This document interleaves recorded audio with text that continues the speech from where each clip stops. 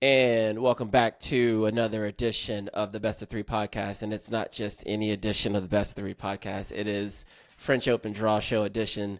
I'm Alvin. Torrey, how you doing? I'm good, Alvin. I'm good. Good morning to you, man. This is it's exciting. It's always exciting when the draws come out. Yeah, baby. And this one here is no exception. A little more tame than I was thinking. The French have a tendency to do a little home cooking on the draws, you know. As they should. As they should. Yeah. But it's just interesting to note just who fell where. You know what I mean? I know you've been looking at it a little longer than I have.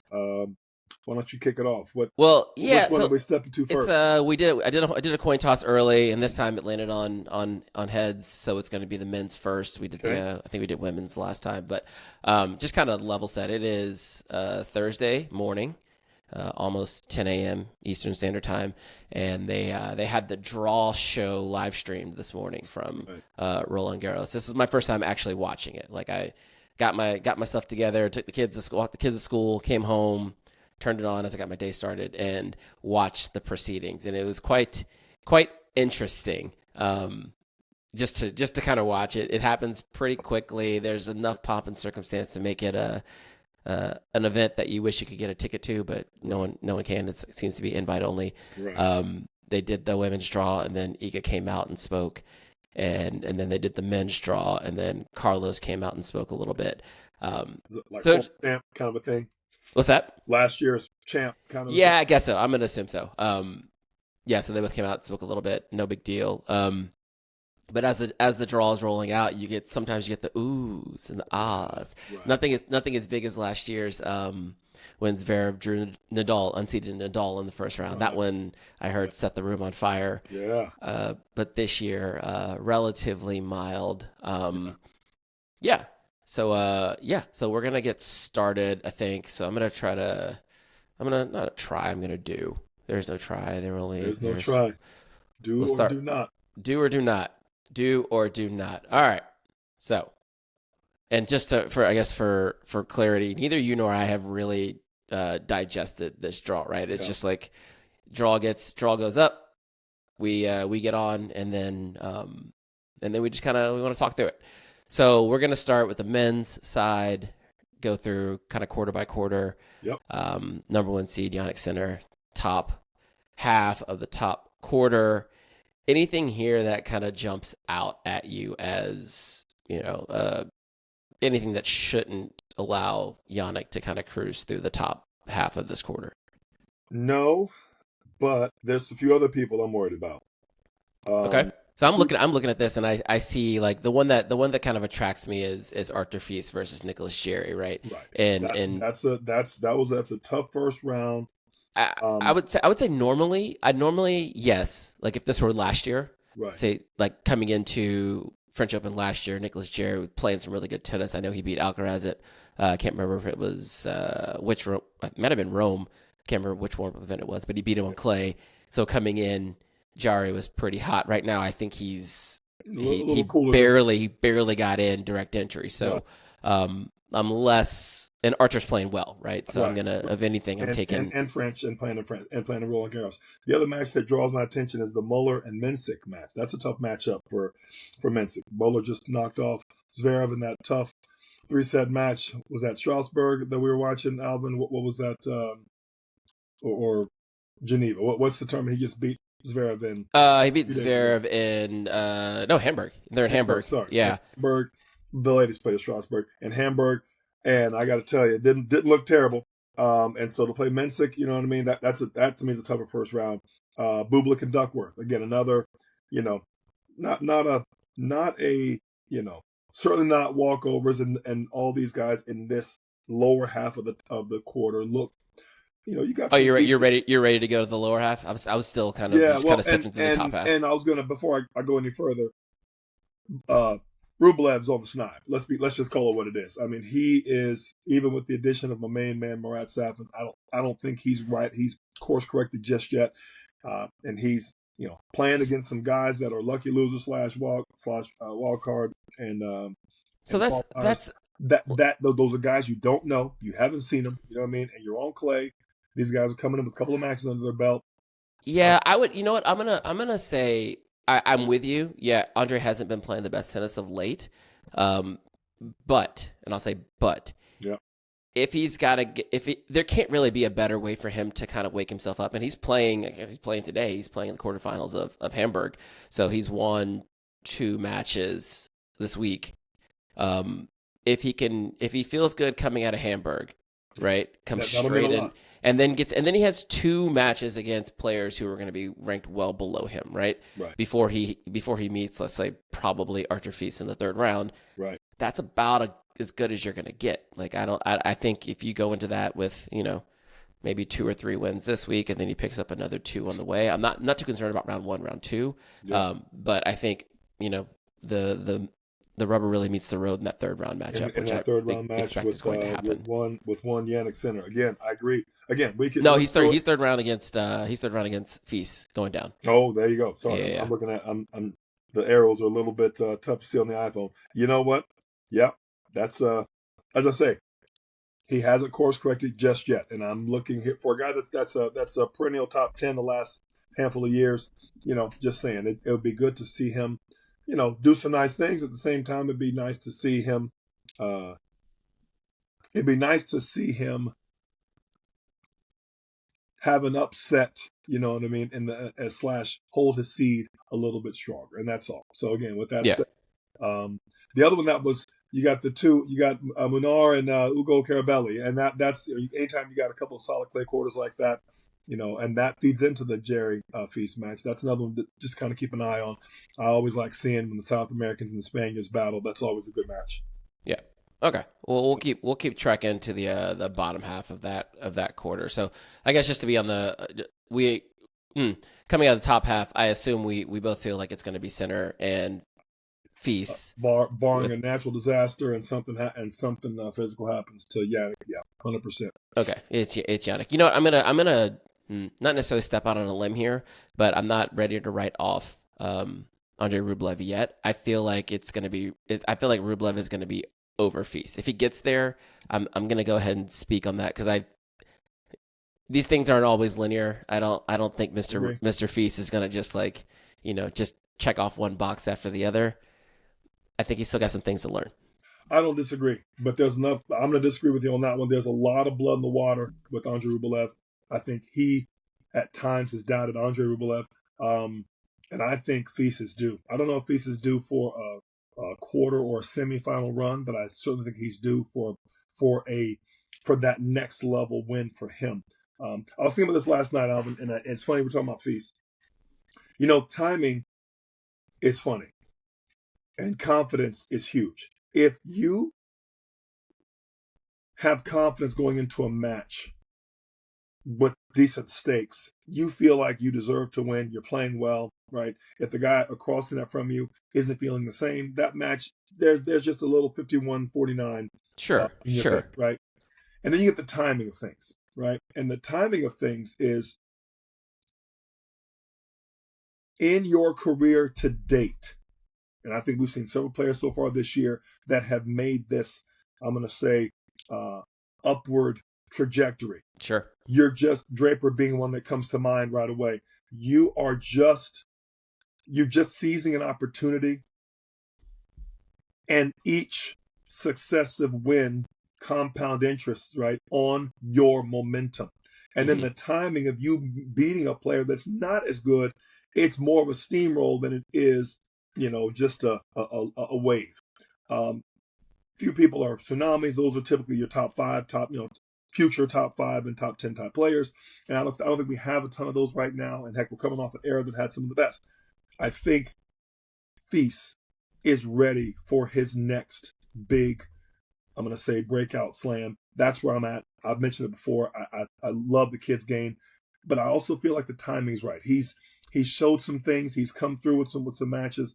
He had that little dust up with Tsitsi in that match about the whole ball going at him. Yeah, I love the way he responded, and now he hadn't had a bad spring. Had some good matches, some good wins. Had some great deep results, but had some good wins with some players he's beaten. And I really feel like he is outside of the top 4. I feel like he's got a shot with anybody. Okay. You were working up to a full on, he's going to give Yannick a run for his money. No. But he needs to play him, and he will need to. What will that be? Round 4 or whatever if he plays. Yeah. I'm just saying. I think the timing and confidence is right for him to get to Rublev. Is what I'm saying. That next better seed, Okay. and then we'll see, right? And then we'll see what happens with him and Yannick. I think, there's an old saying we used to. I don't know, you've heard it before. In order to beat the man, you got to be. To be the man, you got to beat the man. Beat the man. Right? Yeah. Well, you've also got to face the man enough times Yep. to be able to beat him. You can't. Rarely going to beat the man on first try. So I'm just feeling. Here's a young man, 21. Is he not quite 22 or maybe 22? He's 20. I think he's just 20. 20. So he's got to see him enough times to start to let that aura, fall off, and just be able to just say, you know what? Okay, he doesn't have a cape. He doesn't. He bleeds like I do, and let me. Okay, I got this. And then kind of get your mind around this guy's beatable if I stay the course. And I think that's where I like seeing the chances. And I don't think Rublev, and I love Andre. I think he's one of the harder hitters on the tour. Love watching striker tennis ball. I just don't think at this point in his career he is playing the best tennis. Write him off. You never write a guy like that off. However, I feel like with a guy like Feast who's been putting in some work, who kind of believes maybe a little more, and if there's any one extra tiebreaker, you're playing in France and you're a Frenchman. I just feel like those things add up to him having a decent tournament. By decent, I mean knocking off a lower seed on the way to whoever that top seed is in this quarter. Well, I'll kind of jump on that with you then.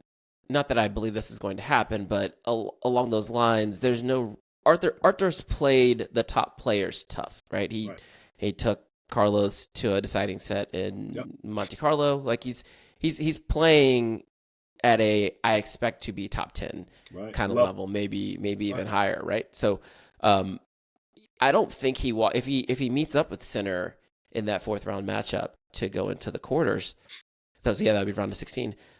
I don't know that he's walking into that match not necessarily scared, but I don't think he has any reservations whatsoever. I think he's just like, this is the guy I have to beat next. Right. That's right. And I like his chances getting there. And I'd love to see that matchup with him and Sinner. Should both happen. I just feel like as a young player, he needs to get there, to really prove to himself that he has the chops, to play against the best. As I say, to be the man, you got to beat the man. And we all know Yannick is the man. So anyway, we can move on, but I wanted to let's keep tracking here. Yep. So the bottom half of that quarter, bottom half of the center's quarter, we've got that Draper.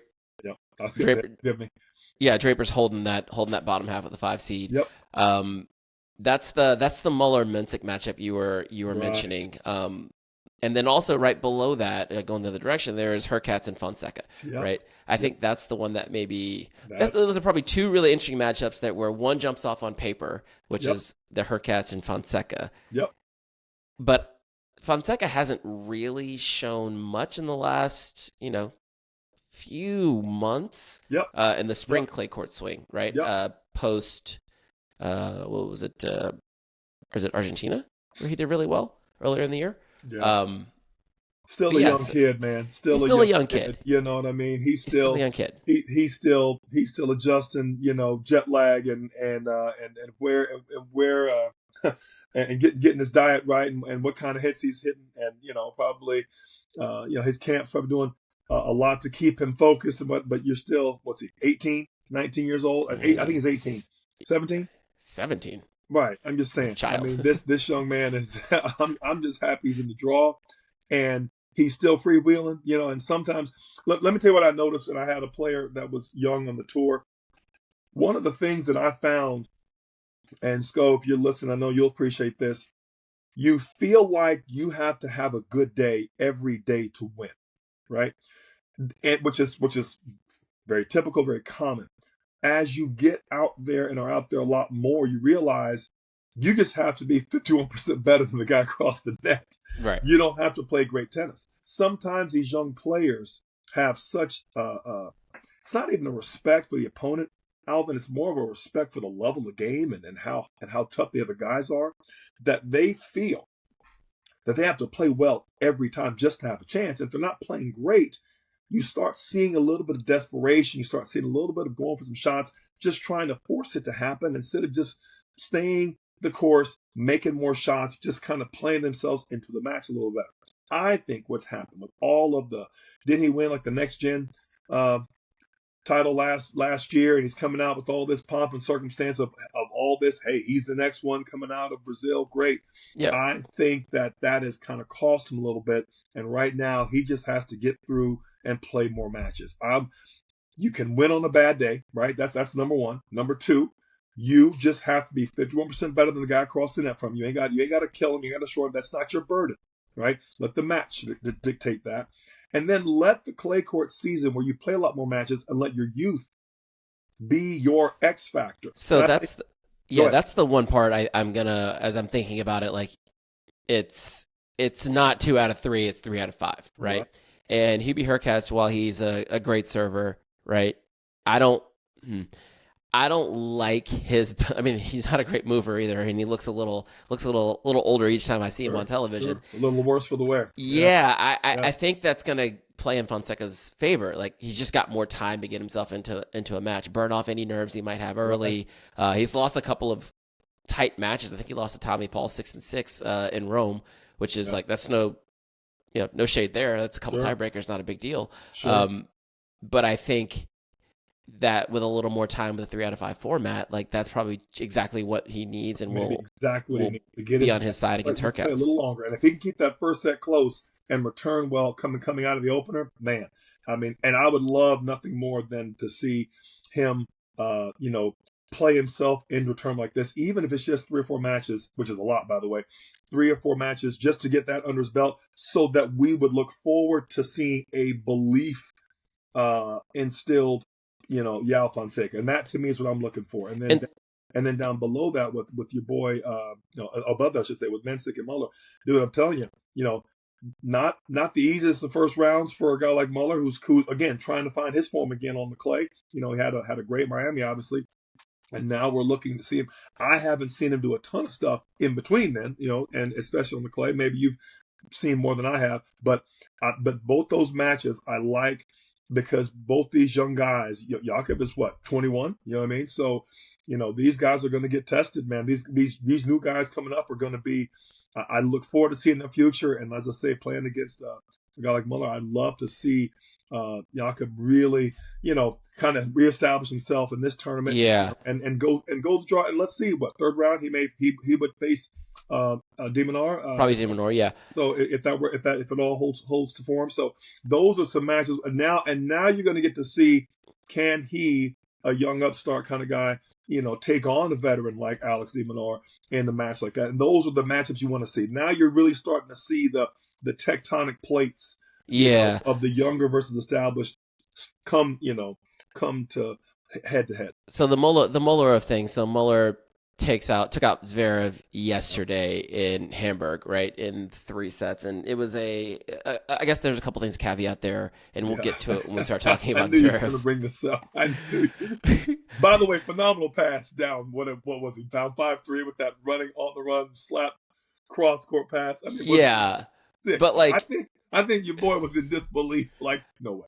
But still, I hear again before we get to the Zverev things. Like again, Zverev up big, and then kind of lets another match where he's in pole position slip away. I don't know if that's going to help Mr. Muller moving through. I think Jakob's playing good ball right now. I think for sure. Again, it's really similar to Fonseca. I think it's going to be hard to withstand that much firepower over 3 out of 5 sets. Right? It's just it'll take its toll. And I actually like Mensik coming out here and beating De Minaur in the 3rd round. I was going to say it. I think he has the game to go much farther. And if De Minaur is his next seed in the 3rd, I kind of like his draw. I like his draw a lot, and that's no shade on Alex. I just feel like you got these guys that, in my opinion, Alvin, and I always defer to this, the guys with firepower always have a chance because on their good day, they can create what they need. The guys that are a little more counterpunching by nature, they tend to depend on the other player having a bit of a lesser day. And that's just historically been the case. Now, Wemby, it's even more that case. Obviously, in the French, not so much, but still the men's game. A big serve is still a big serve. And if you can hit some targets and get a couple freebies back, have some easier holds, I'll be honest. I just like the fact. Now, if you had De Minaur, in a matchup going up against Casper Ruud, now you got both, in my opinion, bunch of two counter punishers that are really good. Now you got a knockdown drag out between two guys that don't have a huge serve between the two of them. But if you have a bigger serve, and Jakob's got a big serve and a big huge serve. I just feel like now you're really, if I'm again assuming it holds to form, now Alex is hoping that Jakob's not serving well that day, or not landing enough with the first serves that day, or it's just a little bit off where he can find a way to get to that backhand. I'm just saying, but that's hope, right? And as a good friend of mine once said, hope is not a strategy. So hope is not a strategy. You gotta kind of work in that, and that's why I like Jakob coming out of that that portion of this quarter. And there's also the compounding effects of 3 out of 5 on your legs as you move through the tournament, right? We I think you and I were talking about this maybe in between podcasts, but one of the things that Jack Draper gets himself into is he gets into long matches early in Grand Slams, which tends to deplete his reserves as he moves into the winning time. Right. Death by 1,000 cuts. Right, exactly. So the same thing with De Minaur looking to move forward in this part of the draw. Like, he's probably going to meet Alexander Bublik in the second round, and Bublik, he tends to get himself in weird matches too. Yep. That could be just enough to tax the legs a little bit. Yep. The same thing with Draper. Hell, God forbid he meets Monfils in the second round. That's going to be. That match is going 5. Oh, exactly. And it's gonna. And it might go tiebreaker in the fifth. I forget. Does French still have? Is French the one tournament left that doesn't have the breaker in the fifth? I think they break them all in the fifth now. I think all of them have the breaker in the fifth. I thought Wemby was and Wemby too. I thought Wemby was one of the ones. I think they're all tiebreakers. Match breaker all tiebreaker in the fifth now, unless Wemby's doing that whole goes to match breaker at 10 all games 10, all. I thought it was something weird. I don't know. I guess maybe I need to know this. 8 games all. Maybe I don't. It was some throwback to the old tradition that they still wanted to have that. They're never going to have that Isner Mahut situation again. Right. I thought they extended it past 6. We'll look it up. We'll have it for next podcast. Yeah. Anyway, no, good stuff. This is, like I said, the second half of this quarter. That's where my attention was drawn. Okay. When I was looking at it, I was like, oof, you know what I mean? So, and thanks for putting that up on screen. No problem. My iPhone was. No, I got you. That's what I'm here for. I'm not gonna. As you can notice here, I'm back up in Studio A. Oh yeah. Studio B was not a big enough screen here for me to manage this properly. So, we'll keep rolling. All right. So top half of the next quarter. That's Zverev's quarter. Oh boy.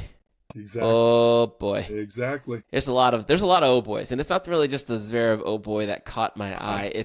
I'm looking at 6 of them. I'm looking at 6 old boys, and unfortunately, the first old boy is Zverev himself. You know what I mean? Right. Yeah. So Lerner Tien, for those not up on Lerner, and I guess maybe most people are by now. He took out Medvedev in the Australian Open. And put together some pretty solid wins, building a nice little career for himself, younger player out of Southern California here.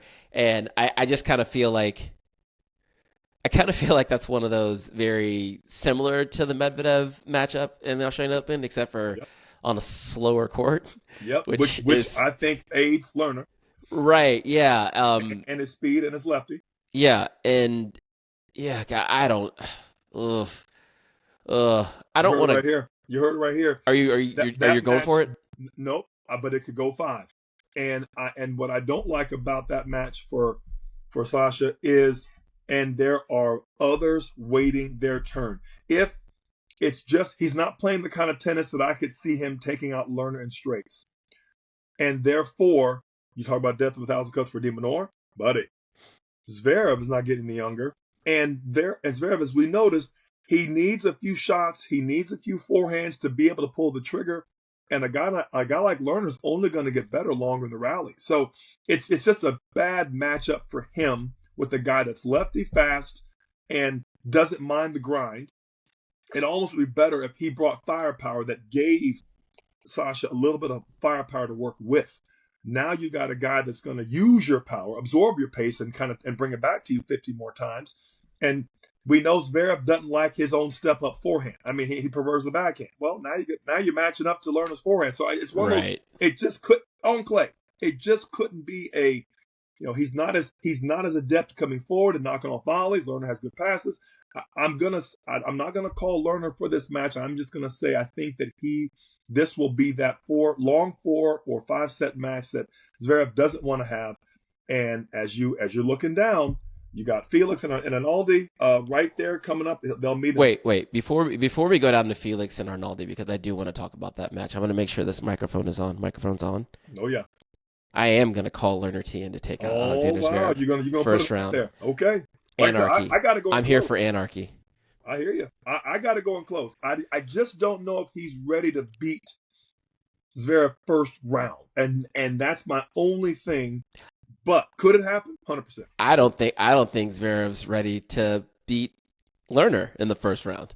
Wow. Yeah. Wow. He would need somebody else. It's not a good first round match. Like that's not the one you want. Like, I'm going to have to play for probably 4 hours. This is going to be a 4-hour tennis match. Right. And if it is, like, the longer it goes, I think the worse off Alex is. 100%. Yeah. Speak to that match. You said you were going to come back to Zverev and Muller. What did you not like in those? You sent me the clip, so I know you watched it. Yeah. What did you not like? There's a few things I didn't like. I'll get your opinion. Yeah, well, I think one part you have to consider, Alex he was under the weather coming into that match, right? I think he might have got food poisoning or something like that. And he played well going into that match. So we'll take that, right? But he went down to Hamburg, to his hometown, to pick up a dub. Like the only thing I feel like he takes that wild card into that event after losing to Musetti in Rome, takes the late wild card, is the 1 seed. I think if you do that, you're the only thing that you could really expect is to win the event. I'm going to do this so that I can feel good about myself coming into Roland Garros. So what else besides winning the event is considered mission accomplished, right? Yeah. And so for whatever reason, he loses against Muller. I think it's from what I could tell, like you take a long match and boil it down into a couple sound bites. I feel like it's just more of the same, like his inability to close, serve and finish, not even close matches, but close points efficiently. Be the big guy that he is. Sure. What about yourself? I'm assuming you went back and watched the highlights of that one. Alexander Zverev does one thing that drives me crazy. Only one. Okay. He doesn't continue to come forward after that massive serve. You could say doesn't feel in the forehand. He prefers his backhand. You could say he likes to grind his way into points. Nadal did the same, but Nadal was lefty and didn't have that big of a serve and wasn't that tall. Sasha Zverev is as tall as I am, Alvin. It maybe a tad taller. I saw him playing. He was playing first round, second round matches in the middle teens when I was still going to tournaments with the players at the U.S. Open. He's all day 6'7". Yeah, he's a big guy.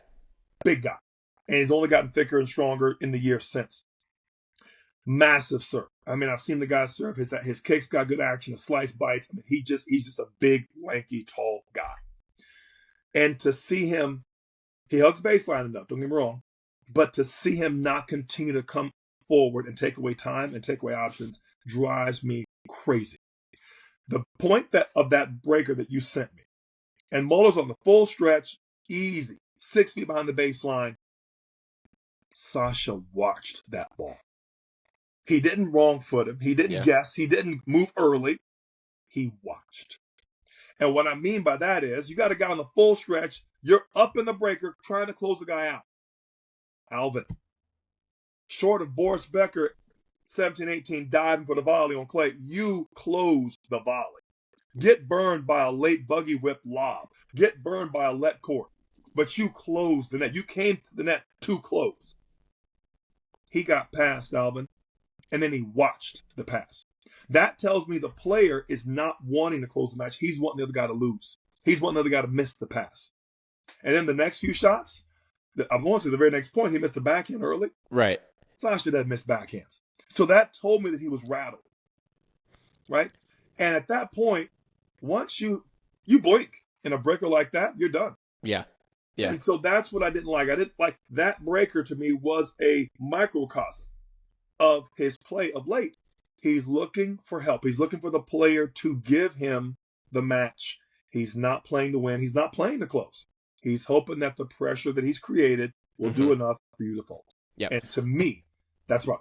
For any player, let alone a player who's top 4 in the world or top 3 in the world and has, in my opinion, arguably has the skill set, the profile, in your words, the profile to win a Grand Slam. To see that guy not finish the deal, no, I was disappointed. And which is why I'm being so, I'm going to say pessimistic on his chances, because you don't change that overnight. You don't all of a sudden wake up tomorrow morning, guys. Yeah, I'm going to take it from somebody today. I mean, but and yet you think he's going to beat Lerner Tien? I think he's going to beat Lerner Tien. In 5. Okay. All right. I'm close 4, at least 2 breakers, and 5, and that will also be part of the demise. So, okay, all right. I think the other match we wanted to talk about a little bit here is Arnaldi versus Felix Auger-Aliassime. Now, Mr. Matteo Arnaldi, surfing right around 40 in the world, so he was just outside of being seeded in this event. Noteworthy recent result, he did take down Novak Djokovic in Madrid in straight sets. And funny, they're playing again today. Novak and Arnaldi, third round or whatever is it, round of 16 in Geneva in a couple hours actually. Yeah. So that what does that mean for Felix? What does that mean for Felix? I think Felix is on the schneid too, and he's right there on my list with Tsitsipas. That list starts with Zverev, but on that same list is Tsitsi, and and Felix is right there in my opinion at number 3. This is put up or shut up time. These are guys that have been out there for a while. They're going the wrong direction. They know it.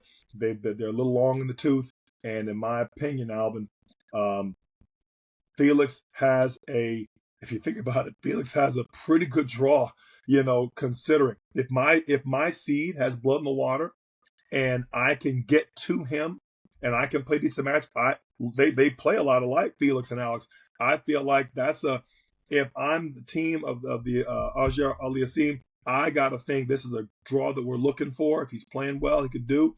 But man, there's a lot of players in the middle that could disrupt some things. And if I'm anybody else in that portion of the quarter, I'm thinking of all the seeds to draw, these aren't bad seeds to draw. Yeah, they got big serves, yeah, they got big games, but we know deep down their belief is a little bad. And I mentioned a few episodes back, no one is saying they're playing well right now. And if you don't have that kind of fear factor already, guys aren't as tight. Guys kind of get that feeling about ball 7, ball 8 in the rally that you're not going through them. You're kind of waiting around for the mistake. Yeah. Guys start settling in saying, hey, no problem. I can hit 10 balls. And that's not what you want if you're those kind of guys where you want to be able to hold serve, get that early break, ride that break into an easy 6-3, situation, maybe a 6-4, and just let it be a routine match. The French doesn't usually have routine matches like that. And both these guys are not known for capitalizing on their big serve. So yeah, I don't like this. I don't like it for either one of them. And I'll be honest, I don't give either one of them personally. I don't give either one of them many odds to get past third round, let alone /round of 16. Well, I'm looking at it, and I kind of looking at Felix's recent results. Like outside of Geneva, my man hasn't won a clay court match in a while. He lost in the first round of the Estoril 250 like last week, and has been first round and out, I think, in Rome and Madrid. So that's Portugal. Yeah, I don't love where Felix is right now, and I feel like Matteo can easily get into this match. Yeah, and if he gets into this match, if we're looking at a set apiece going into the third, I don't like where we're going could there. Go the other way. Mateo's going to make him make a lot of balls, and Felix tends to, he likes to take care of points on the early side. If he starts getting into ball 8, ball 9 consistently, I love his ball strike. Like his forehand sounds like it's one of the biggest sounding forehands on tour, but that thing can go off the rails. he doesn't have a lot of safety to it. Let's put it that way. 100%. Not a And lot of safety. Arnaldi loves long points. I mean, he loves getting in there. And to me, that's the kind of, those are the kind of players where, again, it's just a bad matchup. So again, I don't like it for him. I don't like it for either one of them. And if I'm in that section of the draw, I'm like, you know what I mean? Yeah, a lot of there's a lot of volatility in that section, a lot. 100%.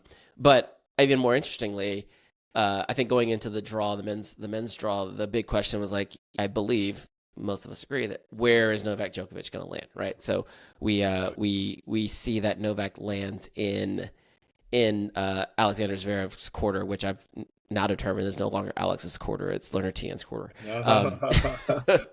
But we have spoken. Yeah, I mean, I said it. I don't know. I'm not going to speak for you. I said it out loud. So on the bottom half of that quarter is one Novak Djokovic, right? This one is, I'm not going to say interesting. It's I'm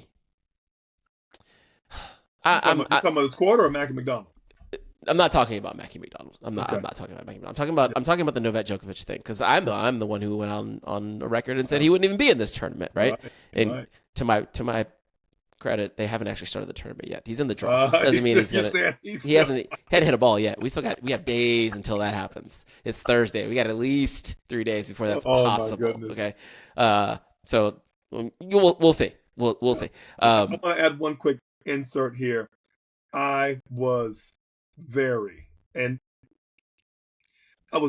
disappointed with the way that the wording came out about the partnership split with him and Andy Murray. It reeked of, let me paraphrase and then I'll come back to my point.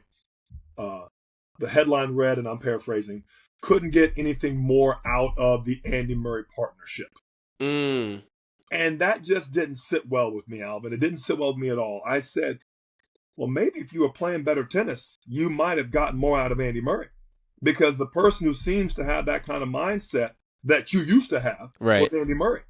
And maybe Andy Murray signed up to play with his longtime rival, helping him to get that number 25. And I understand Father Time, but in my opinion, it just seemed like Novak has kind of started giving himself a little bit of sympathy Kool-Aid and has been drinking it copiously in the last couple of months. And it just didn't seem like, if I'm an Andy Murray competitor from day one, I am like, I didn't unretire for this. I didn't come around here to make excuses for what I'm doing. You know, I didn't take it myself. So why am I going to coach a guy that's making an excuse for himself, let alone my friend and rival? He can't see it right now, but he's just being soft on himself right now. Either he's going to put up or shut up right now, and right now he ain't. So I got to go. And then couldn't get more. Now, I know that's code for there's other things. Maybe there's some tournament conflicts. Maybe there was more he was looking for, hoping for, or hey, give me 6 months. Let me get healthy, whatever. But to your point, it could have all just been a big smokescreen for him knowing he may pull out. In my opinion, it was another Novak dig at, it wasn't me, it was him. Right. You know, of the two. And that's one of the things that's always pissed me off about Novak is when he's doing well, everything's great. When I'm not doing well, it's your fault. And those are just that's the knock on him. And I got to be honest, I don't mind that. If it's his own camp, his own family, they chose to be there. But now he's going up against my main man, Andy Murray. And I got to tell you, that made me a little, just got under my saddle a little bit weird. And I'm still kind of like, fucking Novak. Two things there. One, of the two recent breakups, which one would you pay more money to get like the real answer about? Novak breaking up with Andy or Jannik Sinner breaking up with Anna Kalinskaya? Both. Both. I'd actually take either. But from an actual tennis standpoint, when Andy and Novak got together, like I was thinking, a lot of people were excited about it, right. But I was kind of thinking, what can Andy actually bring to the table here? Like, it wasn't like Andy went out world beating before he retired, right? He and Novak are kind of in the same position, except for Novak is still performing at a top 10 level, right? He's. I'm gonna say performing. Well, I mean, okay, I'm going to give him some credit here. It was like not 6 months ago that he beat Carlos Alcaraz in the quarterfinal of a Grand Slam, right? That was recently. 6 months ago. I'm with you. And I'm not, we all know he's the current GOAT, and there's no dispute on that. I'm saying currently in the last 6 weeks, I'm going to say performing. Sure. 6 months was almost 2 years ago in tennis years. What I'm getting at is I felt that Andy was the perfect coach for him because he understands. He's not going to expect him to play like he did when he was 21 or when he was 31. And if anybody can appreciate the need to take care of the body, it's an Andy Murray. Andy Murray spent the better part of his career hurt, Alvin. So if anybody can appreciate some nicks and some stingers and some injuries, it's Andy Murray. I am saying that, in my opinion, Novak had the perfect coach who both played, respected, can put up with his crap, and give it to him. And Andy was no nonsense. And Andy was like, "Look, let's do this." Yeah, I think that part. That's the part I don't necessarily agree with as far as like putting up with the nonsense. Like Andy Murray's a knight, right? Andy Murray is retired now. I don't think the way that Novak berates people in his camp, right? The yelling and all this stuff. I just feel like I for one was like, why would Andy even sign up for that? It's not like Novak's going to change and start taking it easy on his box or the people in his corner. Like that's the way that he runs. Like that's the way that he is fueled by. That's the way he rolls. Yeah. I mean, but anyways, okay. So for this particular, but that's with people that he can do that with. I don't think he did that, and I didn't see that being the case. Right, and I think that's a problem. I think that's inherently not a good situation for Novak. Like he can't. He's not a hold it in kind of guy. But okay, I'll put. Noted, but to your point, my personal one would be the Novak Andy Murray one. I just happen to know both players, but at the same time, the Sinner one was confusing to me. The Sinner one was absolutely confusing to me. We see this all the time, though. Sometimes these players get rid of their coaches at weird times, man. I mean, do you remember Marcelo Rios? Oh, wait a minute. No, I said Sinner and Anna Kalinskaya. Like when I was talking about his girlfriend. I don't. Sinner. Oh. That's literally for another talk show. It is a different talk show that might be coming soon. Let's put it that way. I got to bring up Marcelo because I brought him up. Larry Stefanke was his coach back then, and I think he got to the finals of Australia that year on a rocket. And I don't think he reached another final. And I'm not saying that Larry Stefanke was the best coach of all time, but a darn good coach and a proven coach for a long time with several players. Marcelo never reached another final and was off the tour within 18 months. Now, all I say that to say, sometimes these players have a little bit more of a stilted view of themselves and their talent and where they're going, and they don't always appreciate the stability, the reinforcement, the things that coach can bring to that player over the course of time. And I feel like a lot of these guys are just really quick to change direction, change camps, like they, like it's a pair of shoes. And I feel like let it stay the course just long enough to let some things they're trying to do take place. I was really impressed with how Federer went for a period of time with the various, and Federer's career, darn, it was 20 years, and he just let it roll. He went a while without a coach, and then he got a coach, and then he got a coach that he wanted. Then he changed when things weren't working a year or and some change later before he went to Ljubicic. And so I look at those kind of things. I'm like, that's how you do it. You don't have a bad result, and all of a sudden you want to change coach. That's what a lot of the younger women on the tour do. I'm changing the coach. Okay, good for you. I'll see what you do. We'll come back to that one a little bit later when we talk about Iga and and her relatively new partnership with Wim Fissette. That one seems like it's maybe one more bad result away from severing. But let me ask you this though, as before we leave this leave the top half of the draw. How do you feel about Novak here? Like what are you expecting out of Novak? Nothing. Well, what about in the bottom half of this quarter then? Let's be more specific. He's going to be lucky to get past Mackie McDonald in straights. Wow. Okay, in straights. Okay, fine. To be honest, and I think the longer any match goes, the more likely a stinger, a back, a hip, a groin, something.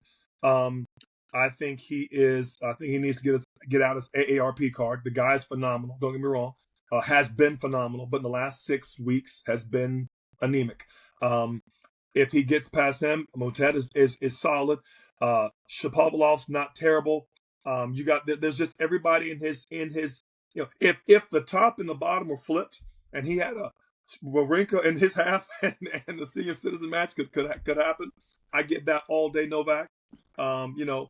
Even Medi, I could see him just for old time's sake having Medi. But the guys he's running up, it's almost weird how they've kind of split the age gap in this section of the draw.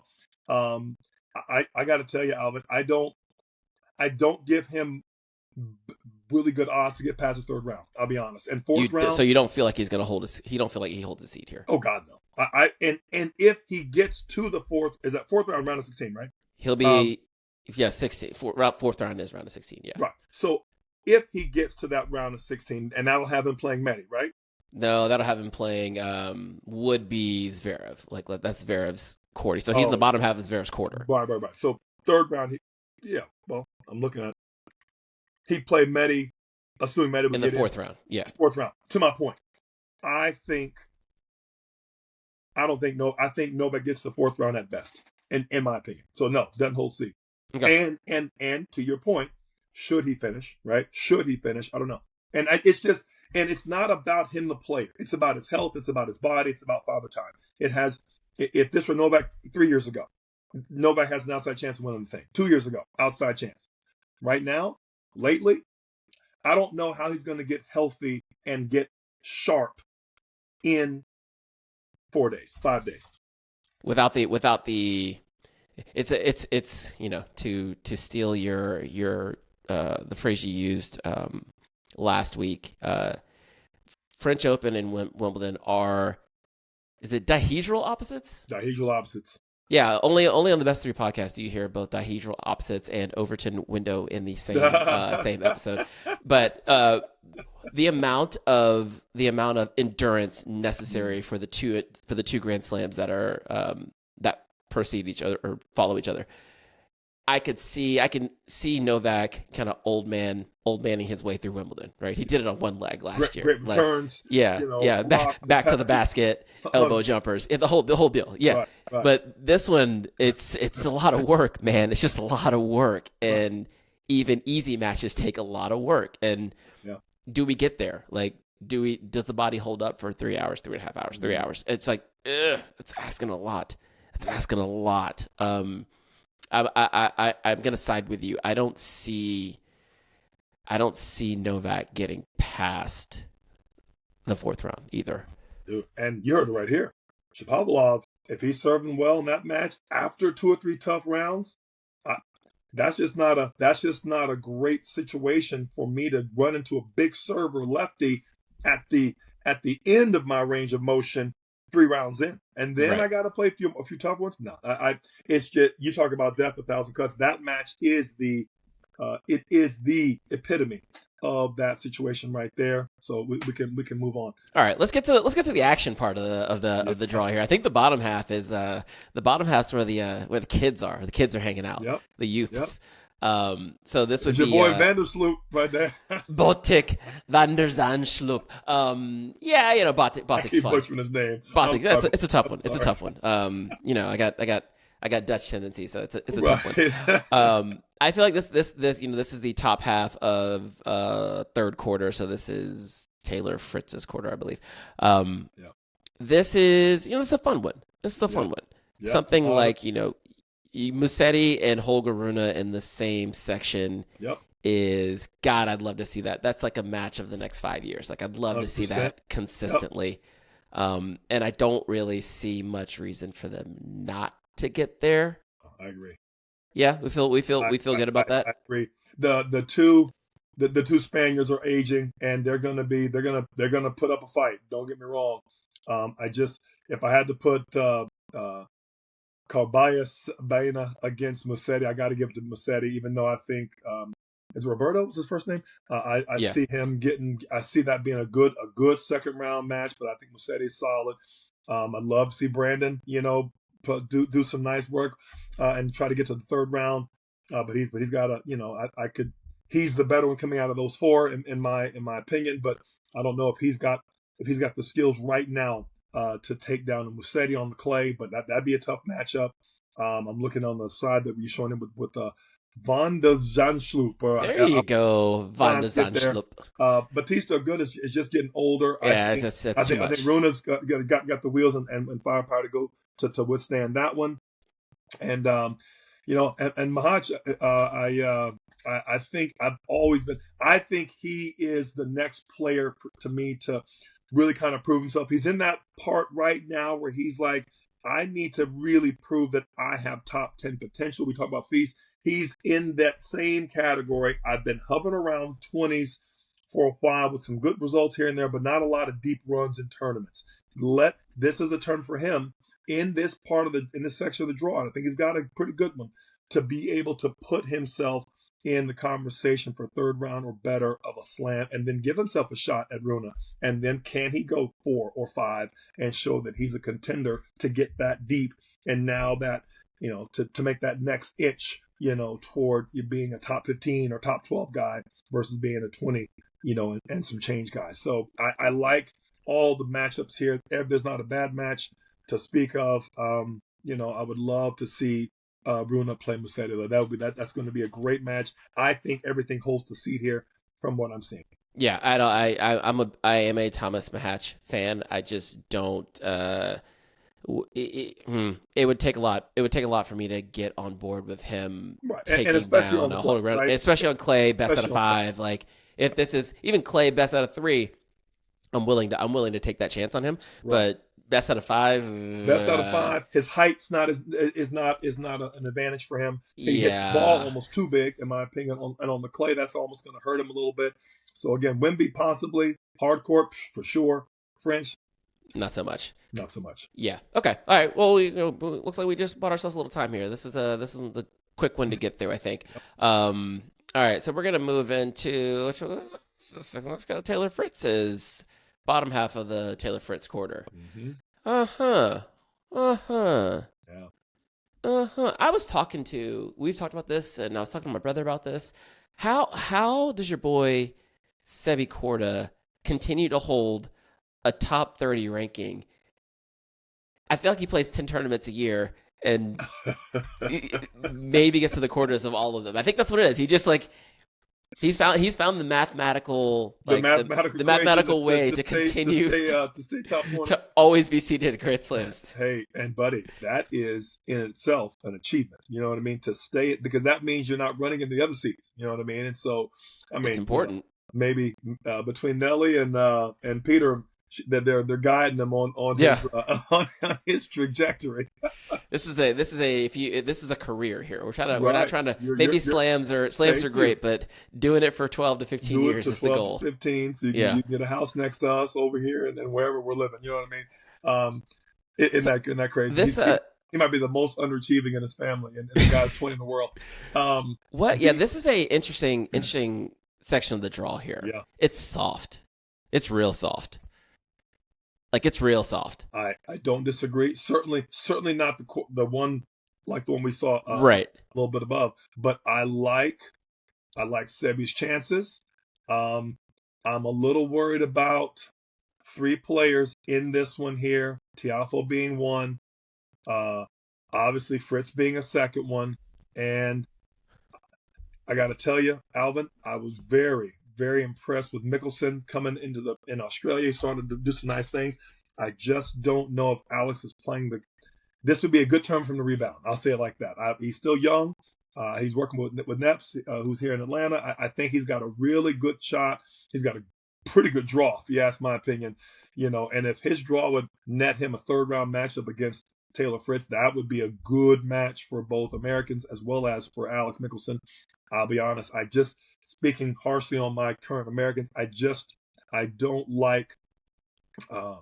They're all in this section together, which is good. So that helps them all, and they all are several rounds or slots apart. So they could theoretically meet third round, at best. But I'll be honest, I don't know if they all make it. Right, and so as I'm looking at this and kind of looking at each match kind of individually here, I do feel like Francis gets to the second round. I almost feel like Jensen Brooksby gets to the second round. Same thing with Sebi. Yeah. I like all of our Americans. I like in the first round. Like I said, it's set up perfect for Francis, Sebi, Mickelson and Taylor, it's set up perfectly for them to get there. And then at least then you got at least one American, coming out of, going into the round of 16. Yeah. You couldn't ask for a better draw from the French Federation here. I mean, it's like we can't help you all, but we can help one of them. We can help one of you. Right. one of you. If I'm forced to, not necessarily make a prediction or anything, but I don't hate Francis coming out of this bottom half of this quarter. I don't hate it, actually.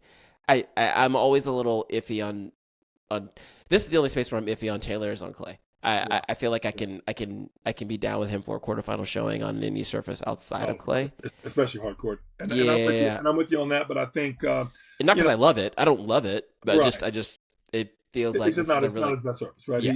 He's not as fast. He's not as great a mover, and the forehand and serve are just going to be a little slower. It's clay. He's nowhere as old, but his game, and I feel like his body's taking a lot of punishment in Francis. I think that's why I'm going to go with Sebi in that matchup should they both get there. I love Francis. He's a great kid. He's been an ultimate competitor. From what I've seen, he just seems a little bit dinged up right now and not playing his best physically. So, and he's getting a little older. He's lost a step. If he and Sebi get there, I could see Sebi coming on top on that one and going for, and I'll be honest, I would prefer Sebi to go farther because, a tad younger, a little fresher, he might do more damage to that next draw than Francis would from what I've seen the last 6 to 8 weeks / 4 months. And that's what I want a guy who's going to keep pushing the next contestant, not a guy that's going to barely get through that next match. And to your point with Taylor, same thing. I think he's a great player. I know he's been hurt. I think he's been hurt a little bit since Miami when he lost to Jakob. Yeah, right? Taylor hasn't played much in the last few months. He played Madrid, played Rome. But yeah, officially love to see each one of the Americans get to the third round and play each other. That would be phenomenal on many notes. But we'll see. We shall see. All right, we'll keep trekking here. All right, getting down to the bottom half here. So this is the top half of Carlos's quarter, towards the bottom of the draw here. Interesting. This is also a fairly manageable section. I feel confident saying we get Tommy Paul and Casper Ruud coming out here. I agree. That's about. I mean, Khachanov lurking, right? You get Khachanov and Tommy Paul in the third round. That's interesting. Yep. I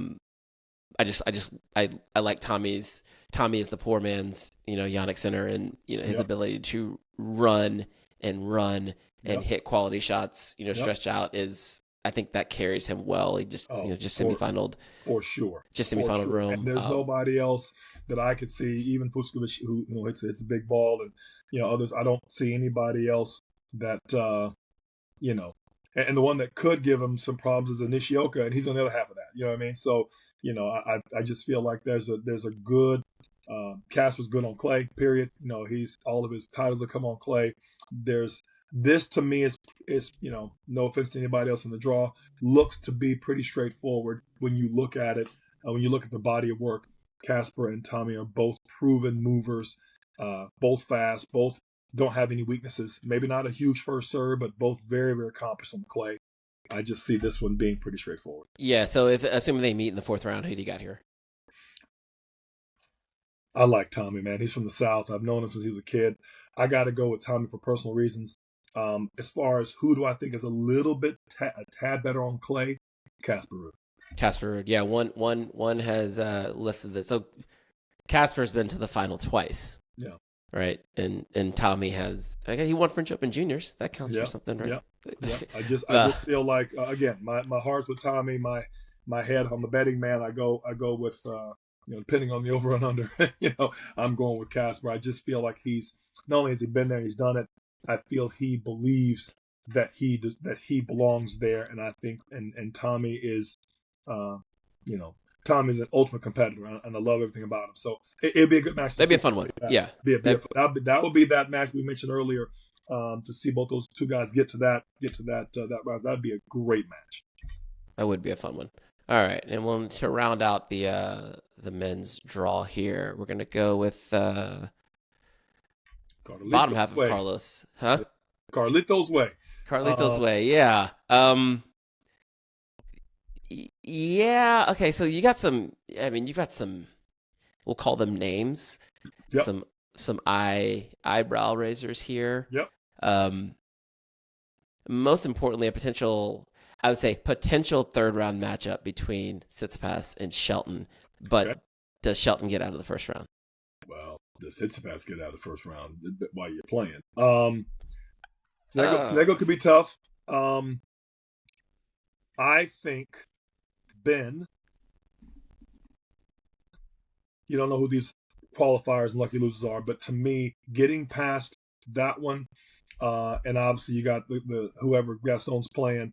That one, to me, just off of experience and him getting through, I think Ben's got a great draw. You don't know who the other guys are. You don't know what the matchups are.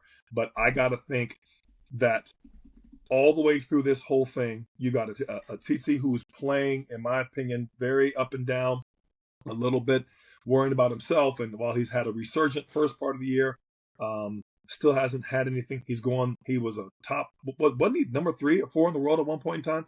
And now he's in the 20s. He's a little worried about himself. He's a little bit, he's probably got the media in the back of his ear about, hey, have we seen the best from Stefanos? I just feel like this is a great space for Ben to really just put his foot on the gas, serve big, come forward, and just hold serve, and play solid. And I think this guy can get to the third round.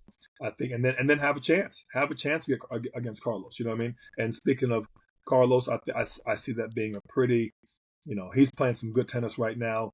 I do have to ask you, Alvin, GMP, what has he done?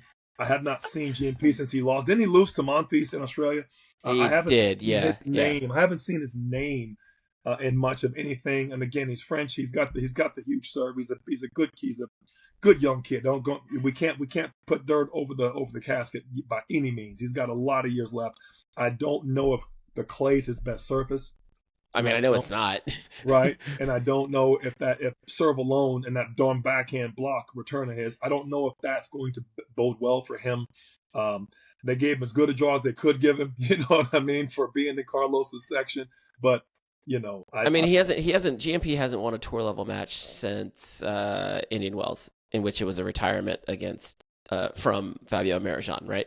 So hasn't won, finished and won a tour level match since first round of Dubai. This is February, right? So he is in a find himself kind of space right now. And maybe, we put a lot of, so he hit the scene at Wimbledon last year, right? Yeah. So that's in July. From Wimbledon all the way to when I saw him at Paris Masters, right? That was that's 3 months, 4 months of, favorable surface and conditions, fresh. Yep. He's nobody knows me. No one knows him. Yeah, I think that was that was a good time for him. And now he's a young guy. He does have to figure out how to be a professional tennis player. And we talk about that a lot. A large part of that is getting your way through a year. And nothing. I don't think there's anything wrong with that. It's going to take him some time. He's 21 years old. Big serves, right? They tend to take a little more. They've rarely played a lot of matches where their serve starts coming back. I think Riley Opelka in the previous screen that we were showing has still struggled to do that. He's a good player, and he's done well to stay relevant inside the top 30, 40, whatever he is in the world. I just don't know. It seems to too early to tell for GMP. And we'll see, but it seems like the big servers have the tall, big, very one-dimensional game.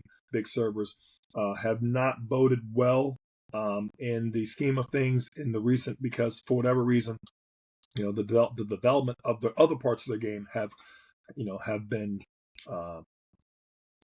has been stunted because of obviously the mammoth weapon that they possess. So but we'll see. We'll see how he can get behind it. Maybe maybe he's been on the clay. Maybe he's been there in Paris at the French Federation, getting his mind right. Yeah, I don't think it's gonna matter. I don't. There's just at a certain level, it comes down to like how well do you play on clay? How good of a mover are you?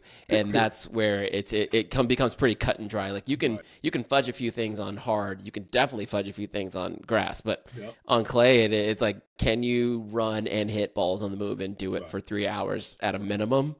And no, and like so that's like when I start to add up like that. Even looking at Carlos, like, okay, Carlos versus Kei Nishikori, that's fun on paper. Yeah. I'll watch. It'll be a fun one because like it's like a fantasy matchup or something like that. But like it ain't gonna go well for very long for Kei. Yeah. And then likely match up with like a Fabian Marozsan, right? Who beat Carlos on clay last year in his downtime before the French Open. But I don't know if if Marozsan can do it for 3 out of 5, maybe 2 out of 3. Maybe Carlos catch a hot set and Carlos is a little bit off. Yeah, which is effectively what happened last year when they played in the spring. But like Carlos is, I mean, my man went 17-1 over the course of 3 tournaments. Like he's playing as well as I've seen him play right now. And let's not forget, beat Sinner handily in the set. Yeah, I mean, so going away. You know yeah, let's give present form and pedigree its due. Like you might catch 1 out of 10, but that one ain't happening right now. Not this year. So yeah, all right. So let's take a little break. We'll take a break, and then we'll come back and we will take a look at the women's draw. And we're back. All right, so we are going to jump into the women's draw here, starting with the top half of Aryna Sabalenka's quarter. Anything? Yeah, I mean, I feel like this is gonna get real straightforward, real fast. I see nothing. I see nothing here that's going to keep me from some great matches in and of themselves. Yeah, like Clara Tauson and Magna Linette. That'll be a fun one. That was one I looked at right there. Love to see that one. Obviously, Layla and Danilovic is going to be another one. Danielle's playing well. Danielle Collins. I mean, Layla and Danielle in the second round. Right. I see. But as far as anybody dethroning the current queen, I do not see either of them having a chance to knock off Aryna the way she's playing right now. So this one to me is, again, pretty straightforward if everybody holds the form. I do want to send out a quick shout. I got my girl, Amanda Nisimova, man, coming through. I'd love to see her. I would love to see a match with her and Kvitova. That would be a great matchup for me, just from having seen her when she was playing my girls' 12s tournament back in the day. Love to see her play Petra in that one. Let me ask you this: Do you feel like a potential matchup with Collins versus Sabalenka is anything worth paying attention to? Like, let it be known that Sabalenka holds it. Pretty solid. I just don't. I think Danielle's got the kind of game, man. She can match up to anybody pretty well. I mean, she's. Do I think it's anything the way Sabalenka is playing right now? No. Do I think it'd be a good match to watch? For sure. Do I think she could push her to 3 sets? I do. I don't know if. I just feel like Aryna has shown me too many different ways to win. She showed me change up. She showed me bang. She showed me you come forward. She showed me slice. She showed me a dropper. She showed me that she's not just a one way to win type of player. And that's why I'm giving Aryna not just her success, how she's won is what's been impressive. So that's why, unfortunately, because of that, as they say in Shark Tank, and for that reason, I'm out. I'll just leave you with that one because I have nothing else to add. No notes whatsoever. You have to come up with fictitious scenarios under which Aryna Sabalenka seems to be bothered right now on the tennis court. Looking far ahead, 2 weeks ahead, is this her tournament to lose? Yeah, and I don't see that happening. But let's get through the draw here. Okay, fair. So all right. We can see. Bottom half of Arena's quarter here. We've got Zheng Qinwen with the 8 seed here. Potential third round matchup with Peyton Stearns. Potential second round matchup with Alexandra Ayala. Yep. Should we get there, that could be interesting. Again, a lot of great matchups. I'm seeing in all these draws. I'm looking at so many good ones. That Ayala match is a good one. Lees and Stearns, good one. There's just a lot of good matchups I see. I don't really see a lot. Everything looks, Schneider. There's just a lot of good players. Everything looks like it's going to hold the form, and that would be a nice matchup to see Schneider and Queen win. You know what I mean? It would be a nice one. We'll see. But we'll see if Peyton could definitely come through that draw and play spoiler. I would love nothing more.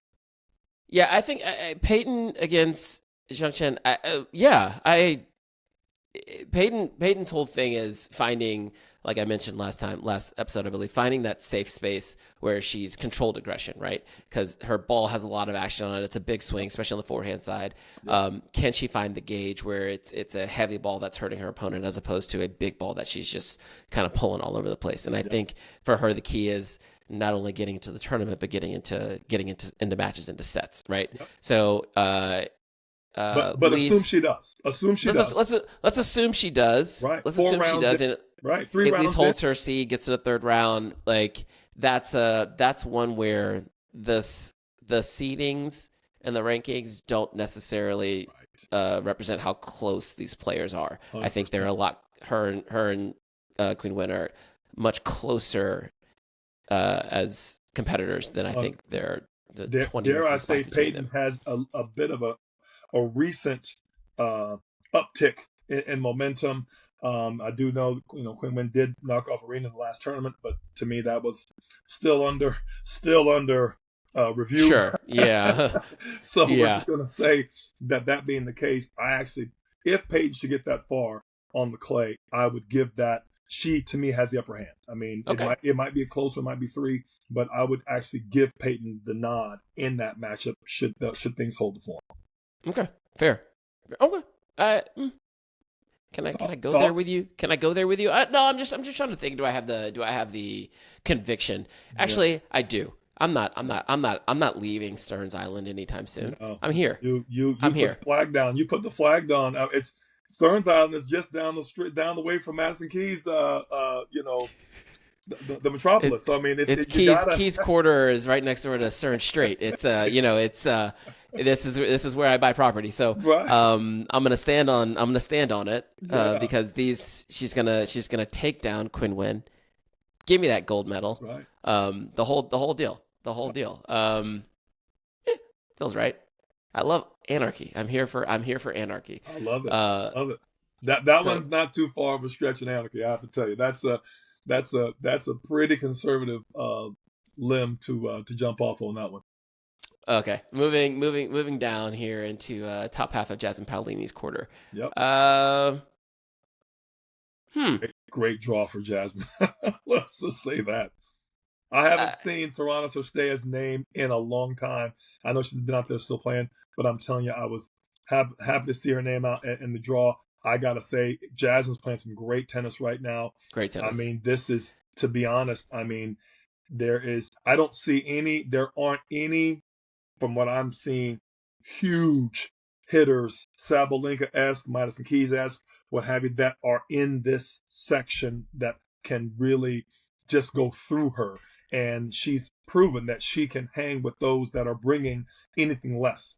And so, to me, provided she gets through, makes quick work, and doesn't have to burn that 4-cylinder engine of hers, too much, per match. If she handles things like she can very surgically, to me, Jasmine gets through this pretty much unscathed, just with her game style and the way she's playing. She moves great on the clay. She moves great, period, and takes away so much time. Again, it would take. I don't see any of these names being huge servers. Nobody's gonna go through her. No one has great craftiness per se. There's not an Anjou board. There's not a name in here that I'd say, ooh, it's gonna be a tough matchup for her. Everybody plays. If they play pretty standard tennis, that bodes well for Jasmine Paolini. Yeah, I think the 4th round matchup, which I assume we're going to see between her and Svitolina, will be interesting. Yep. That's about, because Svitolina is pretty smart. She plays a very heady professional game, but that second serve is attack. That's lunch. That's lunch for Jasmine. Yep. That's lunch. And that's where Jasmine lives. So I'm with you there. I like Jasmine. Moving through to at least taking care of the top half of this quarter. Right. And then we'll take a look at the bottom half, where I don't really recall top of my head what we were looking at, but what do we got here? There's your girl, Rebecca.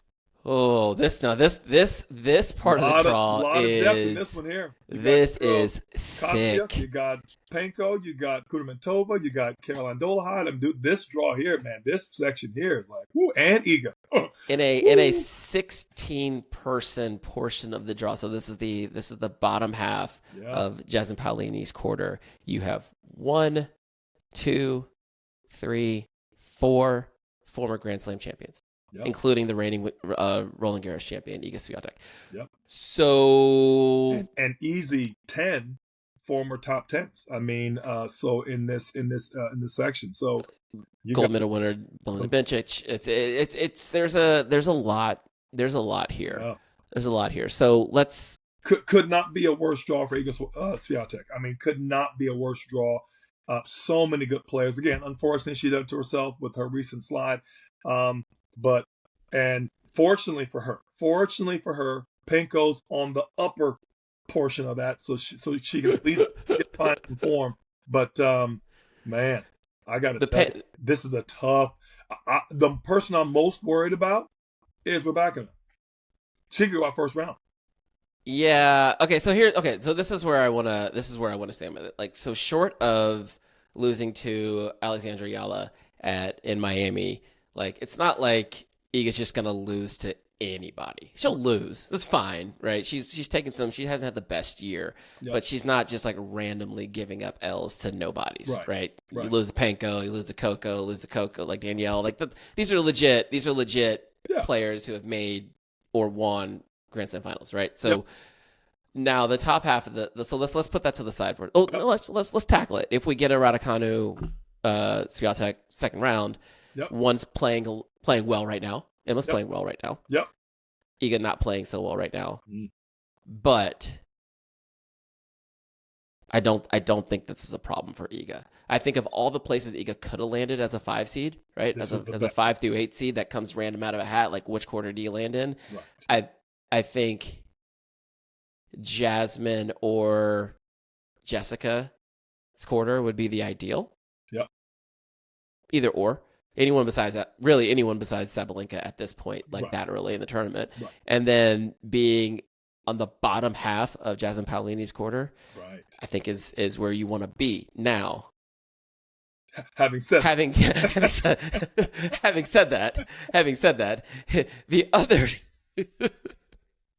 the other side of that is you got Penko creeping, right? Do we think Rebecca even gets to the third round? There's a lot of I don't know. Tough round here. Mencik's playing well right now too. Mencik's playing well. So Rebecca, you never really know, but you don't know. If it's a good day, I feel bad for the opponent. If it's a bad day, I feel bad for the viewer, right? Yeah. So I don't. I'm calling Penko coming through this one.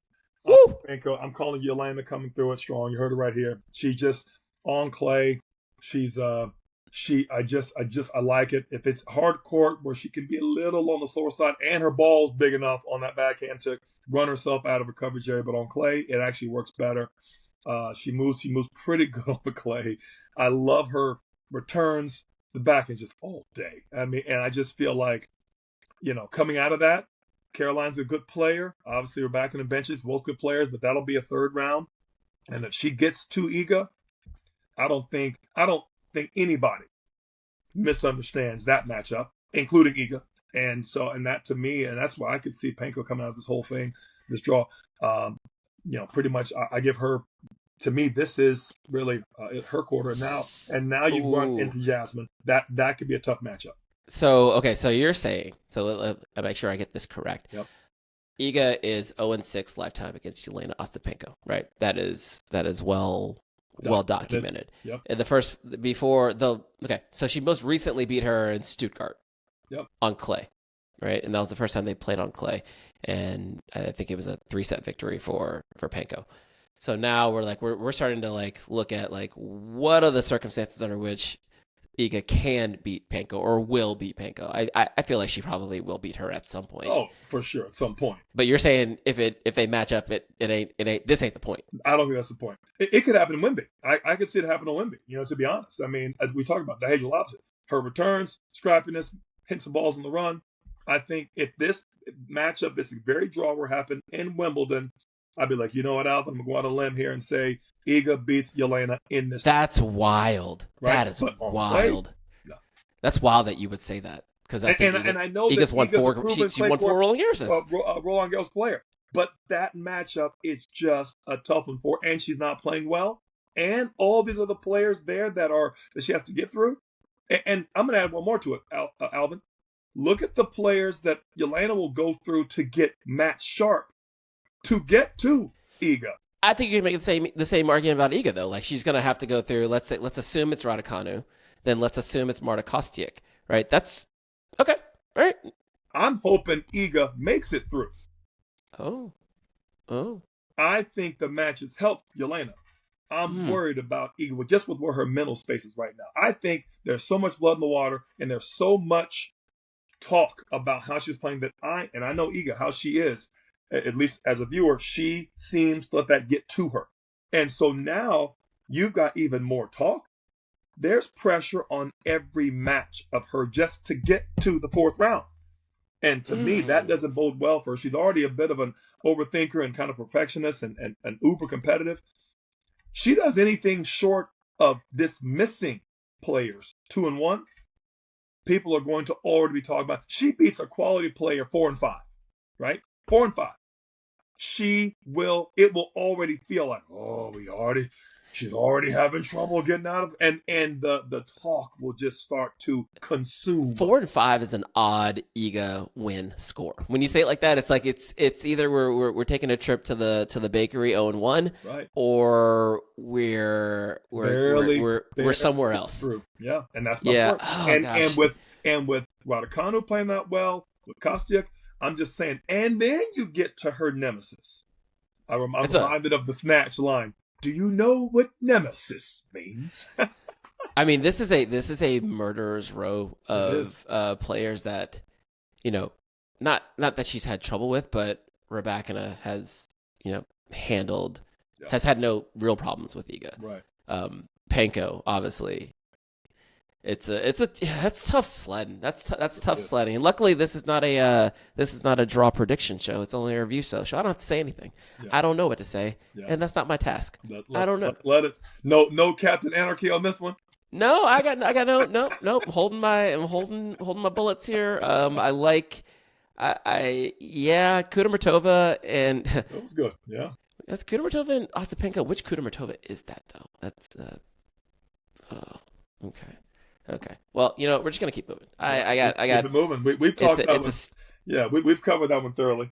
Yeah, we'll come back to that. We'll come back to that one if we. That's a check in on day 5 kind of situation and see where we are with that one. Yeah, that's the cardiac arrest in room 3A over there on this floor of the hospital.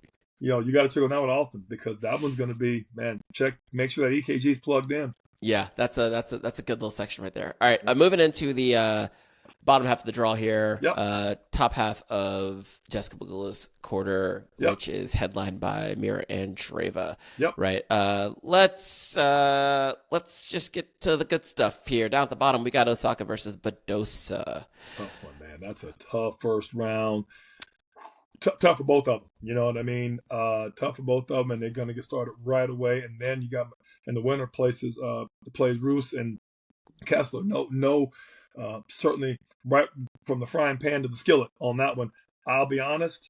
I don't know if Paula's been playing a lot since she got hurt. And if anybody can withstand Paula's firepower, it's Naomi. I'm going to go out on a limb here and think Naomi pulls this one out and can go through, from what I can see, from the Kazakinas and the Begus, and obviously Roos versus and Kessler. I think Naomi could put a little run together here. And the reason I'm not giving it to Paula is just the recent injury and her not being in top match shape. I think she's a wonderful player. I love watching her. I just don't know if she's been healthy-ish since Australia enough to put up a good run. I haven't talked with her very closely, but I don't think she's played a ton. She hasn't really played any. Right. And that's kind of what I'm worried about. That's been the kicker. Right. And I think Naomi is anyone's bad day. Right. Even if it's just normal Naomi. We're not talking 3 or 4 years ago Naomi. And Naomi is still, if you're just a touch off, Naomi can play her way through a match. And if she continues to play well, she could come out of this whole section, her little subsection here, and do quite well. And you heard it right here. That would be a phenomenal match to watch with her and Mira should things hold true to form, because she is, let's face it, probably just missed being seeded. Was probably one of those players that was just kind of out of being seeded. And that's a tough first round for Paula. But with Paula not having played, I have to give it to the former Grand Slam champ. I feel like you have to. Yeah, I'm with you here. I think Badosa she's not ready. I mean, she's playing. Where are they right now? They're in Strasbourg. She's playing Strasbourg. It's her first event in a while. I mean, she hasn't physically held up. Right. I like it. Even take that aside, I like the way Naomi's been playing in the last few weeks.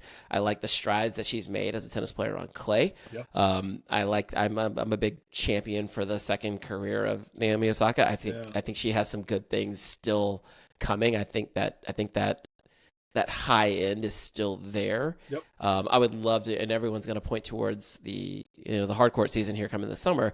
But I would love to see her get some, what we'll call some free wins here on on clay, where she can pick up wins against players maybe you don't think she should beat, and really prove something to herself that she's more than just a former hard court Grand Slam champion, right? A former hard court backed world number one. I feel like this is her. She can definitely. I think she beats Paula. I think she definitely beats. I think she beats Kazatkina as well. Yep. Her versus Mira. Should they both get there in the fourth round with some matches under their belt, I feel like Mira's definitely going to be there. That's going to be a fun one. Yep. That will be a fun one. And I think you catch Naomi Osaka in the second week of a Grand Slam, like, I'm here for it. Buddy, I'm here for it.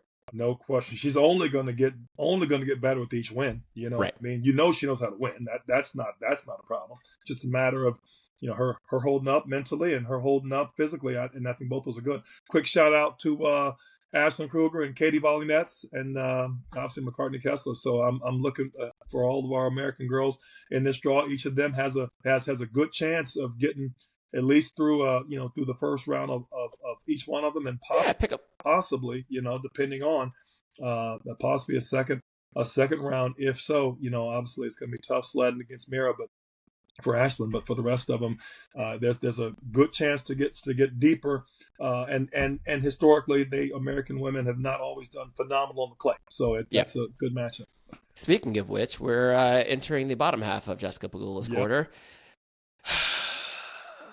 I'm gonna let you go first, since all I do is get myself in trouble whenever we talk about Jessica Pegula. Yeah, the biggest thing to keep in mind for me, Alvin, is you just got to give my girl her respect. That's all. I think sometimes you just steamroll. Can we focus on the tennis? Can we just focus on the tennis? Jesus. With that said, Alvin, she's in the same section as one of my favorite players, Karolina Muchova, who has not played much tennis of late. So I feel confident even cutting to the punch here. I feel like JPEG walks through this part of the section of the draw unscathed. Like I see no problems here. I do not like this Vondrousova matchup. The girl is just solid.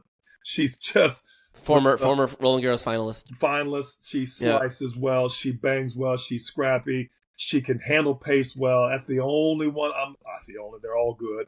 That's the one that makes me a little bit leery of that one. And then we can't forget about recently unseeded Ons Jabeur sitting here, Alvin, who's if depending on how healthy she is and how she's playing, that could be a heck of a matchup for a second round. is should they both take care of business Yeah, first? Ons is also starting to get a little long in the tooth though, Yeah, and her tennis is following. So I feel like On's gonna have to do some work. Like Magdalena Fretch is no joke, and then I don't know which version of Marquette is gonna show up. But that's true. That's true. Whoever you can say the same with Elise Mertens though, and Robert right above her, and Maria Sakkari. I mean, we got some players that are getting long in the tooth up here, Alvin, in this draw. Well, I feel like Mertens is the one that I think Sakkari is. We're moving past. We're moving past Maria Sakkari. I feel like the Elise Mertens of things, because Elise tends to always show up. Yeah. Like she always shows up. So if Carolina manages to get past Alicia, who's been playing more tennis of late than Carolina has. Yeah. Now Carolina did final the French Open last year. Was it last year? Yeah. Was it last year? It might have been the year before. Can't remember. But there's a lot of ifs. But Mertens is a pro. I could easily see her into the fourth round, like taking care of that small part of the section there and meeting Jessica Pegula. And if that's the case, then we have a different conversation to have. Right. Do you like, assuming they both stay to form, and I'm hoping they do, JPEG and Muhova? Who do you like in that matchup? JPEG and Muhova. Why would you do that to me? I'm going to... My mic's not broken. I'm just... I'm thinking... Oh, Captain man. Anarchy, come on now. If they get there, which means they both have to win 1, 2, 3 matches to get there, right? I'm going to give you a little out. You think Mertens? I'm going to take Muhova. No, I'm going to take Muhova. I'm not going to share forward because you gave me a hypothetical situation, and in this hypothetical situation, both players have won 3 matches to get there. Now I'm taking who's that matchup favor, and on clay, I'm going to give it to Carolina. Okay.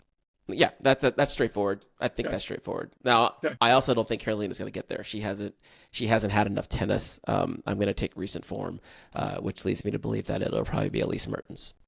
Yeah, there's a more than 50% chance, in my opinion, as well. Vondrousova, just because of her recent success her historical success on the clay, and Mertens both could surprise a lot of people going through this part of the draw. Well, bottom line, great thing on paper. Tough section here.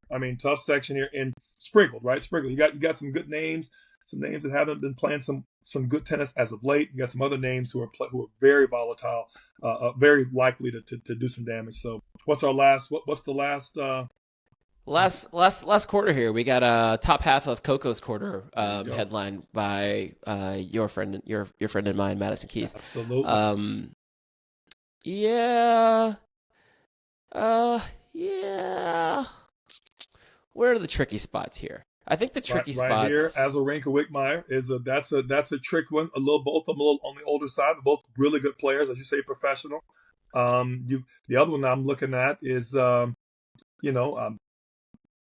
out to Robin Montgomery. One of the young Americans coming out, as well as Haley Baptiste and Sophia Kenin. However, obviously Emma Navarro. I see the toughest matchup being. I see the toughest matchup for this one being the Navarro Keys eventual third round, fourth round, whatever that is, matchup. I think both of them have the firepower and game to get through whoever they're playing up to this point.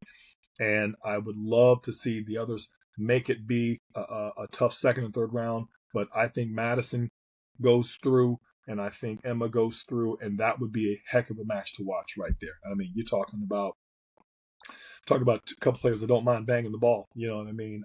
I would love to see that match, and I'm really happy that both of them are in this section together, because I feel like, there's what I didn't like about JPEG playing Vondrousova is what I like, that there's not that Vondrousova in this section per se. There's no crafty, wily, wristy lefty, that can, JPEG is a back and as clean as anybody. But she's going to be going up against a pretty good counterer, and assuming that the Vondrousova is playing as well as she has in the past, that's a tough one. This one here, I don't see that same thing here. I don't see Bolter doing that to Madison. I don't see,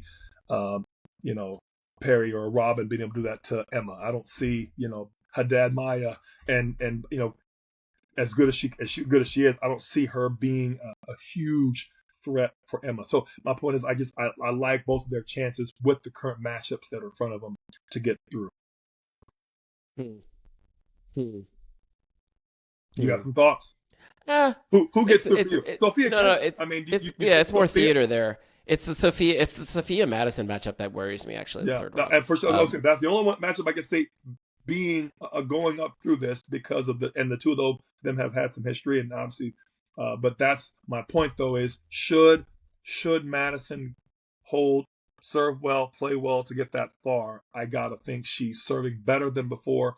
In some previous matchups, maybe that serve hadn't been there. I think the serve's there. Assuming she gets there and is playing well, I don't. I'm not so certain that Sophia is playing that much better than Madison currently. Danielle Collins right now, possibly.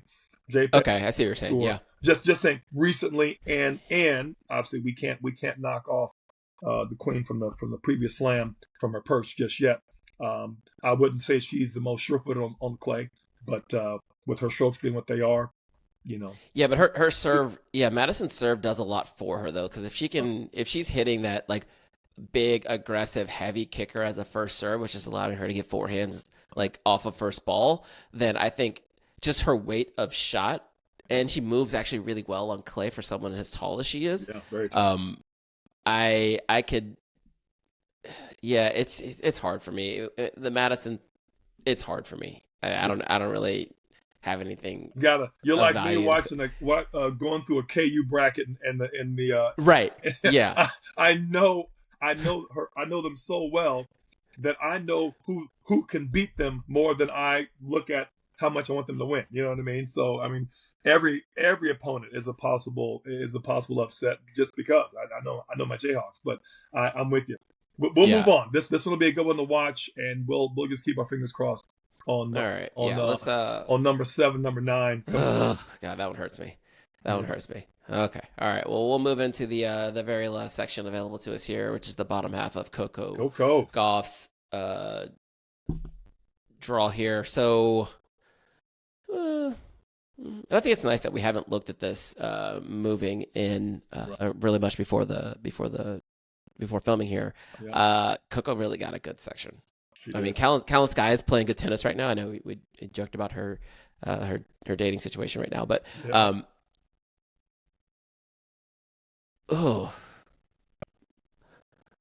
Kalinskaya is playing, but so is Coco. I mean, Coco's playing well. She finaled the last two 1000s back to back on clay. I mean, she's gone something like 10-2 in the last two tournaments on clay. Coco doesn't really lose to players ranked outside the top 10 very often. Like she's gonna lose. She's gonna lose to someone quite good, and I feel like that holds up. Former French Open champion Barbara Krejcikova hasn't played much lately. Same spot as Badosa's in, and we got a lot of our players on the women's side who have been injured lately, and they were slowly starting to come back. Muhova, Krejcikova, Vondrousova, Badosa. So yeah, I feel like this is probably pretty straightforward for Coco. It looks to be. To be. Should she and she's healthy, right? She's healthy. Yeah. She's playing well again. Just while she lost to Jasmine, still in the final. I mean, you can't discount the results she's been having on some clay. Just took out Iga in the previous tournament pretty handily. I mean, so in my opinion, Coco, this is a good draw for Coco, but she's playing well right now as well. As I said, those are the words you never really want to hear about a player as an opponent. You want them saying that about your player if you're the coach or a part of the team. She's playing well right now. When you hear that, you just know there's no help. You're not going to get any help, and that's the part of it. And let's face it, with a lot of these players, you need a little help. You know what I mean? You need a little help. You need a little bit of a bad day. You need them to be a little bit off. You need them not to believe in themselves a lot right now. You know what I mean? And Coco is certainly playing well right now, feeling good. On clay, I think she's got something to prove. And I'll be honest, Alvin, with the other bigger players on clay, I give Coco as much of a shot as anybody because she can have that extra second to rip the backhand. Her forehand is a little heavier. It can do a little more damage. She can hit that sliding forehand and slap it down the line. Her heavier ball buys her a little extra slap on the clay, where she might just be late and out on hard court, where on the clay she has a little bit more time, just a little bit more time to catch that thing. And I'll be honest, her serve isn't as huge as I'd like it to be, but on clay it doesn't matter as much, and her speed can make up for it. So I really like Coco's chances in the French. I would love to see this be the next slam she wins. Will it be this year? Not so sure, but will she get a step closer? I think she can. Yeah, and I will say I will give a champion, give a 2-time Grand Slam champion her due. Like Barbora Krejcikova is no joke. I'm only withholding my enthusiasm about her potential here because of her lack of matches of recently in the last 90 days. Right. But let's be clear, if she is healthy and gets to the fourth round, I don't like that matchup for 100%. Coco. Don't like it at all. On play especially. Yeah, because Barbora will carve her up. Right. Like, will carve her up. She is, she's won the French Open. She has won Wimbledon. Like, she's not messing around. Right. So if she's here for it, then she's definitely someone to be dealt with. Yep. So that's our 2025 Roland Garros draw preview episode. Feel really good about it. Been standing here for a minute. I will say, before we get out of here, I will say one thing for those who are still listening to us. During this tournament, we are going to go for it. Like, we're going to go for it. You're going to see our faces and maybe a rotating cast of faces a lot over the next 2 weeks. So I hope you guys enjoy it. Would love to hear your feedback about matches that you're excited to see, the matches that we've been watching. We might try to pop on here and go live every once in a while, or at least give our, if there's some matches that really jump off the page for us or jump off the screen for us, give some feedback on those. But you will be seeing a lot of us from now until the trophies get hoisted in a couple weeks here. Man, I guess with that, we can call it. Yeah. It's gonna be a fun few weeks. Looking forward to it, Alvin. It is. Same here. French Open is Australian Open is my favorite. But the French Open is I think the best expression of our sport, like the way that the game unfolds on clay.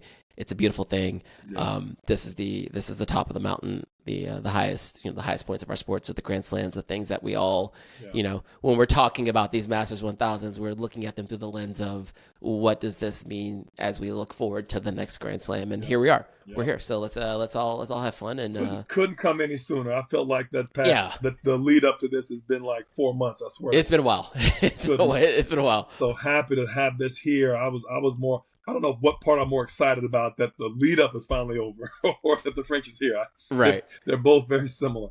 All right. Well, we'll off to the races. Yes, sir. Off to the races. We'll just drop it there. Best of 3. We are out.